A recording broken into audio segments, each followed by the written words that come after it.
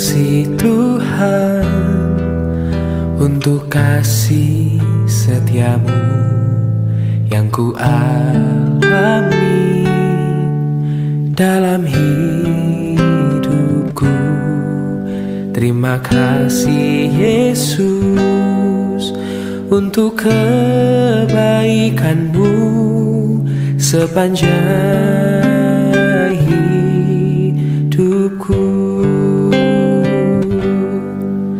Terima kasih Tuhan untuk kasih setiamu yang ku alami dalam hidupku. Terima kasih Yesus untuk kebaikanmu sepanjang hidupku. Terima kasih Yesusku buat anugerah yang kau beri, sebab hari ini Tuhan adakan syukur bagimu. Terima kasih Yesusku buat anugerah yang kau beri, sebab hari ini Tuhan adakan syukur bagimu. Sebab hari ini Tuhan adakan syukur bagimu. Oh, sebab hari ini Tuhan adakan syukur bagimu.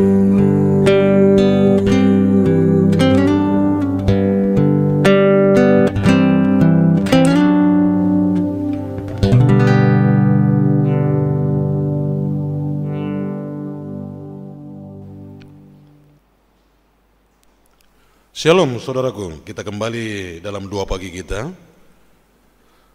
yaitu di hari Selasa pagi ceria ini. Saudara-saudara, kita akan masuk dalam doa pagi kita, kita berdoa. Allah Bapa di surga, kami bersyukur kepadamu. Pagi ini adalah pagimu yang kau berikan bagi kami, karena kau mengendalikan hidup kami. Terima kasih Bapa di surga, kami akan mendengarkan firman-Mu, urapi hati kami. Dalam nama Yesus kami berdoa, amin. Pencobaan biasa, ini tema renungan kita pagi hari, pencobaan biasa. 1 Korintus 10 ayat 13. 1 Korintus 10 ayat 13 demikian. Pencobaan-pencobaan yang kamu alami ialah pencobaan-pencobaan biasa, yang tidak melebihi kekuatan manusia, sebab Allah setia, dan karena itu Ia tidak akan membiarkan kamu dicobai melampaui kekuatanmu. Pada waktu kamu dicobai, Ia akan memberikan kepadamu jalan keluar, sehingga kamu dapat menanggungnya. Saudara-saudara, pencobaan biasa. Allah yang tahu kehidupan kita. Bahkan dikatakan rambut di kepala kita pun Tuhan tahu. Ini menunjukkan bahwa Tuhan itu benar-benar mengetahui tentang kehidupan kita. Bahkan dikatakan kita ini seperti biji mata Tuhan. Dia tahu kekuatan kita, Dia tahu kelemahan kita, Dia tahu kekurangan kita. Nah, ketika pencobaan datang, Tuhan tidak pernah membiarkan pencobaan itu melampaui kekuatan manusia, melampaui batas, ya, over kapasitas. Dia tahu kekuatan kita sampai di mana. Ya. Nah, ketika Ayub dicobai iblis, Kemudian Yesus juga secara manusia dicobai di padang gurun. Itu semua dapat dilalui. Dalam pandangan Ayub memang sangat berat, tapi pandangan Tuhan itu adalah pencobaan biasa. Kenapa ini pencobaan biasa? Karena memang dalam pencobaan yang kita alami itu, kita dalam pantauan Tuhan Allah yang menciptakan kita. Dan memang pencobaan itu terkadang dipakai Tuhan untuk menguatkan iman percaya kita, menguji keyakinan kita. Dan dalam pencobaan itu kita mau berteriak kepada Tuhan untuk memperoleh kekuatan. Tapi dalam sesungguhnya pencobaan itu tidak pernah melampaui batas kemampuan kita. Yang membuat batas pencobaan itu di atas batas kemampuan kita adalah ketika kita merasa sendiri dengan menggunakan kekuatan kita, tenaga, pikiran kita, tanpa menyerah kepada Tuhan, berserah kepada Tuhan, minta pertolongan, tanpa yakin kepada Tuhan bahwa Dia sanggup memberikan jalan keluar kepada apa yang kita alami. Jadi tidak perlu kita membesar-besarkan pencobaan yang kita alami, penderitaan yang kita alami. Dalam firman Tuhan melalui surat Rasul Paulus kepada jemaat di Korintus ini mengingatkan bahwa itu semua pencobaan biasa. Semua itu pencobaan biasa yang tidak akan pernah melampaui kemampuanmu. Kalau sempat pencobaan itu melampaui kemampuan kita, padahal Tuhan berikan ada batas kemampuan bagi kita, tentu Tuhan tidak akan pernah membiarkan itu. Karena Dia tahu kita siapa. Dia tahu kekuatan kita seberapa. Dan kalau itu terjadi, terbiarkan begitu, tentu Tuhan dalam penciptaan kita akan menambah kekuatan ekstra yang supranatural. Tapi ini tidak, dibiarkan kita dalam keterbatasan kita ini. Walaupun dalam keterbatasan kita ini ada pencobaan datang, tapi ingat bahwa pencobaan itu tidak pernah melampaui keterbatasan kita. Kita mampu menghadapi itu semua dengan catatan, jika Tuhan di pihak kita. Bagaimana caranya Tuhan di pihak kita? Mengadulah kepada Tuhan. Itu yang membuat pencobaan itu biasa, karena Allah kita luar biasa. Sekali lagi, semua persoalan hidup kita, semua pencobaan hidup kita, semuanya itu biasa. Karena apa? Sebesar apapun itu. Karena apa? Karena Allah kita luar biasa. Tuhan Yesus berkati.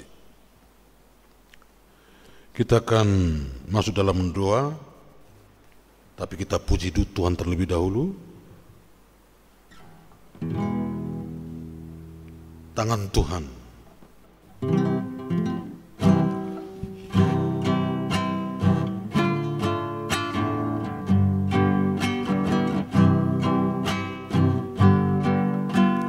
Apa yang kau alami kini, mungkinkah dapat engkau mengerti?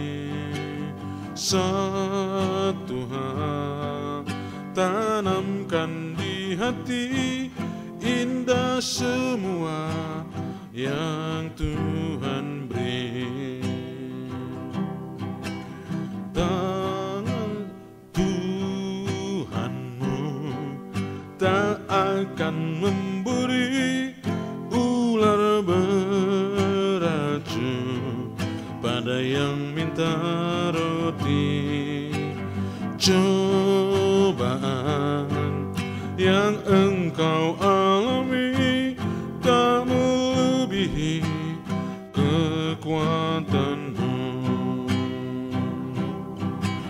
Tangan Tuhan yang sedang merendam suatu karya yang agung mulia.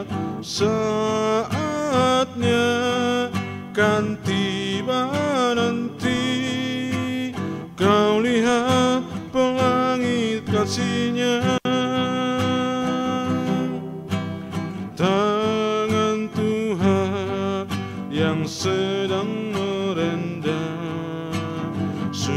suatu karya yang agung mulia. Saatnya kan tiba nanti, kau lihat pelangi kasih-Nya. Kau lihat pelangi kasih-Nya.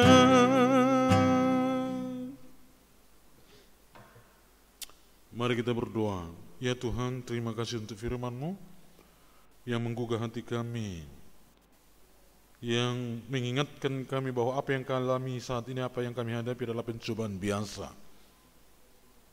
Ya Bapa,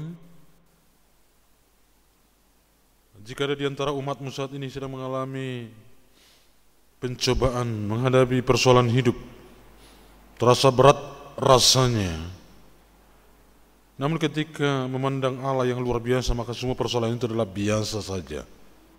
Untuk itu Bapa, biarlah mata kami memandang kepada Allah, bukan hanya fokus kepada persoalan, tetapi fokus juga kepada Tuhan Allah yang menjadi sumber kekuatan kami. Biarlah Engkau berikan kekuatan kepada seluruh jemaat-Mu yang mungkin saat ini menghadapi kesulitan hidup, ada permasalahan. Tuhan, tolonglah mereka. Ya Bapa, besok kami masuk dalam doa kami pagi ini. Kami akan menjalani kehidupan kami satu hari ini. Tuhanlah beserta dengan kami. Kami berdoa bagi anak-anak Tuhan, dimanapun berada saat ini, dari anak-anak sampai usinda, Engkaulah yang menyertai mereka. Kami berdoa untuk persiapan Natal dan Tahun Baru.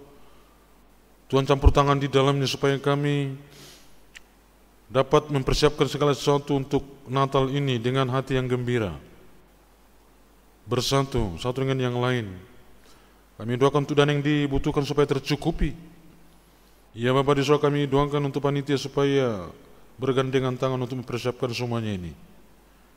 Kami berdoa bagi gereja-Mu yang sedang membangun Geraha Metodis Wilayah 2.